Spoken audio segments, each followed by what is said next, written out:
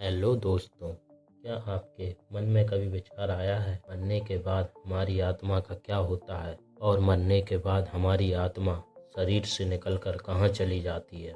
और क्या सोचा है यम के दूत आत्मा को लेकर कहाँ जाते हैं? और पुराणों में ऐसा क्यों कहा गया है कि आत्मा 13 दिनों तक पृथ्वी पर बनी रहती है? और अगर आत्मा पृथ्वी पर रहती है तो वह कहाँ रहती है? क्या वह हम सभी को देखती सुनती है? और क्या यह बात भी सच है कि हमारी मृत्यु होने के पहले हमें कुछ संकेत मिलते हैं जिससे कि हमें आभास होता है कि हमारी मृत्यु होने वाली है? इन सभी बातों को जानने के लिए वीडियो को अंत तक अवश्य देखें और वीडियो पसंद आए तो लाइक और सब्सक्राइब अवश्य करें। आइए जानते हैं मरने के बाद आत्मा का क्या होता है। यह एक गहरा और रहस्यमय प्रश्न है जो धर्म, दर्शन और आध्यात्मिकता में विभिन्न दृष्टिकोण से समझा जा सकता है। जब व्यक्ति की मृत्यु होती है तो आत्मा शरीर से अलग हो जाती है और यह आत्मा एक सूक्ष्म शरीर के साथ रहती है जिससे उसकी इच्छाएं, कर्म और पिछले जीवन के संस्कार समाहित होते हैं। गरुड़ पुराण के अनुसार जब व्यक्ति की मौत होती है तब यमलोक से यम के दूत आत्मा को लेने के लिए आते हैं और यम के दूत आत्मा को यमलोक ले जाते हैं और यम के दूत आत्मा को यम पास में बांधकर यमलोक ले जाते हैं, जहां पर मृत्यु के देवता व्यक्ति ने पुण्य और पाप का लेखा जोखा होता है। यदि किसी व्यक्ति ने अच्छे पुण्य कर्म किए हैं तो उसे देवदूत लेकर जाते हैं और यदि किसी व्यक्ति ने पाप कर्म किए हैं तो यमदूत उसकी आत्मा को यमलोक लेकर जाते हैं। आपको जानकर हैरानी होगी कि यमलोक की यात्रा यानी यमलोक तक पहुंचने के लिए आत्मा को 48 दिनों की यात्रा करनी होती है। इस यात्रा में आत्मा को उसके कर्मों के अनुसार सुख और दुख का अनुभव होता है। यदि व्यक्ति ने अच्छे कर्म किए हैं तो वह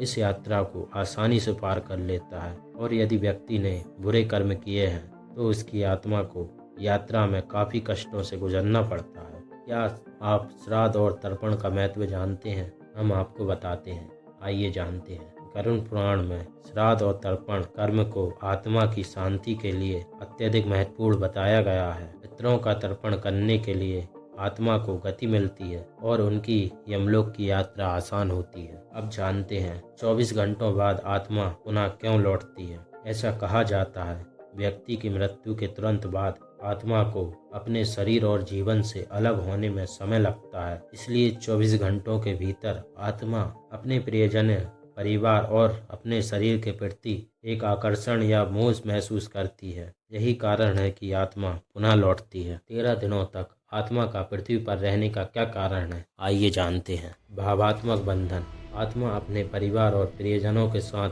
भावात्मक संबंधों को धीरे धीरे छोड़ती है। इसे मोह माया से मुक्त होना कहा जाता है। दूसरा कारण यह भी है कि पंच महाभूतों का विसर्जन। आत्मा का शरीर पंच महाभूतों पृथ्वी, जल, अग्नि, वायु, आकाश से बना होता है। इन तत्वों का विसर्जन और आत्मा का शुद्धिकरण प्रक्रिया 13 दिनों तक चलती है। पिंडदान और श्राद्ध। इन दिनों के दौरान परिवार वाले पिंडदान और श्राद्ध कर्म करते हैं ताकि आत्मा को शांति और मुक्ति मिले। यह प्रक्रिया आत्मा को मोह माया से मुक्त करती है और यह 13 दिनों तक आत्मा अपने परिजनों के आसपास भटकती रहती है, सबको देखती है। जानते हैं मृत्यु से पहले मिलने वाले संकेत कौन से हैं। शारीरिक संकेत। शरीर अत्यधिक कमजोर हो जाता है और व्यक्ति को रोजमर्रा के काम करने में कठिनाई होती है। भूख और प्यास भी नहीं लगती। सांस लेने में कठिनाई होना, शरीर का ठंडा पड़ना, रक्त प्रवाह कम होना, यह तो शारीरिक संकेत है। मानसिक संकेत। भ्रम या ध्यान में कमी। व्यक्ति को समय, स्थान और व्यक्ति की पहचान में कठिनाई हो सकती है। व्यक्ति बार बार अतीत की घटनाओं को याद करता है और उसके बारे में सोचता है और असामान्य व्यवहार करने लगता है, जैसे अनावश्यक बात करना, चिंता करना, गहरी चुप्पी साध लेना आदि। आध्यात्मिक संकेत। दूसरी दुनिया का अनुभव करना। कुछ लोग प्रकाश, दिव्य आकृतियों या परिजनों को देखने का दावा करते हैं। शांति की अनुभूति। व्यक्ति में से एक अद्भुत शांति और स्वीकार्यता का भाव हो सकता है। मृतकों का आभास। कई बार लोग कहते हैं उन्हें अपने दिवंगत प्रियजनों को देखा या महसूस किया है। व्यवहार में बदलाव। प्रियजनों के साथ अधिक समय बिताने की इच्छा करता है। अचानक से किसी महत्वपूर्ण चीज को व्यक्ति व्यक्त करने की कोशिश करना। ये संकेत व्यक्ति की शारीरिक और मानसिक स्थिति के आधार पर अलग अलग हो सकते हैं। इन लक्षणों को देखकर परिवार और करीबी लोगों को व्यक्ति के साथ अधिक समय बिताना चाहिए।